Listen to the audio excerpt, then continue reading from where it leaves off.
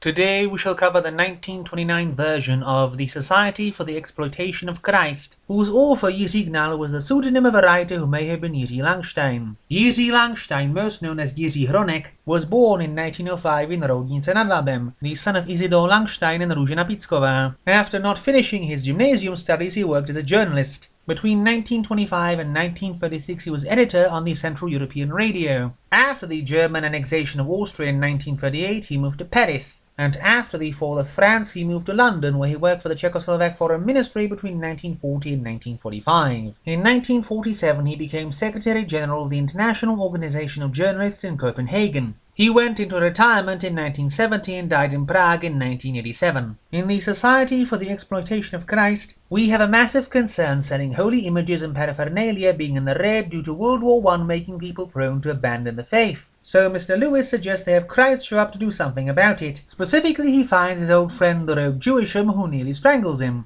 and has him dress as Christ. Jewisham then appears in Slovakia in a church and starts showing up all over Europe, doing some not-so-successful faith healing and riling up the population, leading to massive protests, many deaths, and religious mania. Eventually, Jewisham even believes himself to be Christ, to Lewis's utter annoyance. As they keep slumming around Europe, with almost no money, Lewis considers killing Jewisham as his delusion is not going to help business. But then the story ends without resolution as part of a gimmick where it will skip ahead asserting large chunks of text were confiscated by official censorship. However, given this seems to be the case in both editions of the book, and that only this one story is affected, I believe it to be an artistic conceit by the author to attempt a bit of non-linear storytelling. The Knife, one of the two weaker stories, has a boy wandering about the street after stabbing a woman to death and stealing her money, but being unwilling to throw away the bloodstained knife, which outs him when he tries to buy a beer. Mouths has a man snubbed by a woman by a revolver, then go on about people's mouths before shooting the girl who snubbed him, this being the other weak entry. Dr. Hilarius Klaus's battle with nature has Dr. Klaus abduct an effeminate boy, then force him to dress as a woman, before surgically turning him into one, who now has no memories but is cold to men,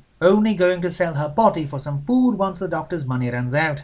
He curses her and tells her who she really is, which makes her become her old male self again in all but body, and he kills Klaus with the jar containing his severed penis preserved in formaldehyde. The insane Earth has summer come to Britain in winter, with a sun rising randomly in the north or west several times a day, burning the land in tropic heat, night no longer existing, while Africa gets buried in perpetual snow. Society crumbles and all seems lost until everything just gets better on its own. The man whose heart did not beat concerns a man whose heart stops beating while he is in the cinema, but he is still alive and not even bothered when he sees his girl walking with another man, but horrifying both when they confirm his heart does not beat. A doctor he goes to goes insane and dies. Then when he walks around naked in the street, the man is imprisoned and is about to be shoved into an insane asylum to prevent the news about his being alive with no heartbeat getting out. But then he remembers how his girl betrayed him and he starts shooting at random into the public before the mob rips him apart. Mass production of souls has Joe Falk trying to create artificial souls but winds up losing his own and getting the soul of a gorilla.